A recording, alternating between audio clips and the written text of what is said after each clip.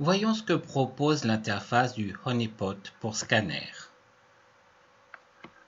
Le scan de port ouvert est une technique de hacking qui consiste à balayer des adresses IP, voir si elles répondent et interroger les ports ouverts pour en tirer des informations. C'est une des premières étapes de la tentative d'attaque, de hacking d'une machine. Le honeypot pour scanner proposé par WShield va consister à simuler des ports ouverts pour des services que l'on n'utilise pas. Prenons un exemple. Le port 21 est le port standard pour les serveurs FTP, tout comme le port 22 est le port standard pour le SSH. Ici, avec le FTP, il s'agit de se connecter pour envoyer ou recevoir des fichiers. Ici, le SSH permet de se connecter à une machine pour lui envoyer des instructions. Vous avez le SMTP qui correspond à un protocole de mail.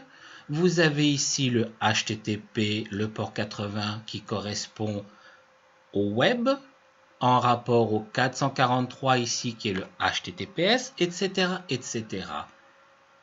Sur une machine, que ce soit un poste de travail ou un serveur, si une de ces fonctions ou plusieurs de ces fonctions ne sont pas utilisées, eh bien nous allons cocher l'option, cocher le port, ici directement check all pour tous les cocher, et nous allons ainsi faire croire à l'attaquant que tous ces ports sont ouverts. Lorsqu'il va les interroger pour en tirer des informations, il va à ce moment-là communiquer à WShield son adresse IP. WShield immédiatement enregistrera cette adresse IP dans le pare-feu Windows et coupera la communication. L'attaquant ne pourra absolument plus rien faire à partir de cette adresse IP et il n'aura récupéré que très peu d'informations, voire des informations erronées comme la liste des ports ouverts qui ne correspond pas à la réalité. Bien sûr, si sur la machine en question j'ai besoin d'un port, comme par exemple le 3389, qui est le port qui me permet de me connecter à distance, via le bureau à distance de Windows. Eh bien, je ne le coche pas, et à ce moment-là, il répondra normalement à toute requête. J'ai ici deux options qui me permettent de bloquer le trafic entrant sur le port 135 et sur le port 445. Dans une configuration où ni les procédures remote call ne sont pas utilisées ou les partages de fichiers ne sont pas utilisés, je peux les fermer. Dans d'autres cas, si j'utilise par exemple le partage de fichiers, je me prive de cette fonction en fermant cette option. Je peux le faire si, par exemple, je suis sur un ordinateur portable, au sein de mon entreprise ou de mon réseau local, j'ai besoin de pouvoir communiquer par ces ports, mais si je sors et me retrouve à l'extérieur, avant de me connecter à un Wi-Fi public, je vais cocher ça, ce sera une protection supplémentaire. Ce que je vais faire ici, c'est de désactiver l'interface IPv6. Nous communiquons principalement avec le standard de fait IPv4 et fermer IPv6 si on n'utilise pas, c'est tout un pan qui se ferme et n'offre plus d'angle d'attaque. Par défaut, sous Windows, nous avons des partages administratifs qui fait qu'un administrateur, en tapant C$, c'est-à-dire la lettre du lecteur, du disque dur, peut se connecter sur la machine et s'il dispose d'un mot de passe, ou alors il va pouvoir essayer de tenter de rentrer des mots de passe, il pourra finir par se connecter directement sur le disque dur et avoir accès à tous les fichiers. Donc ici, nous allons tout simplement interdire, bloquer les partages administratifs.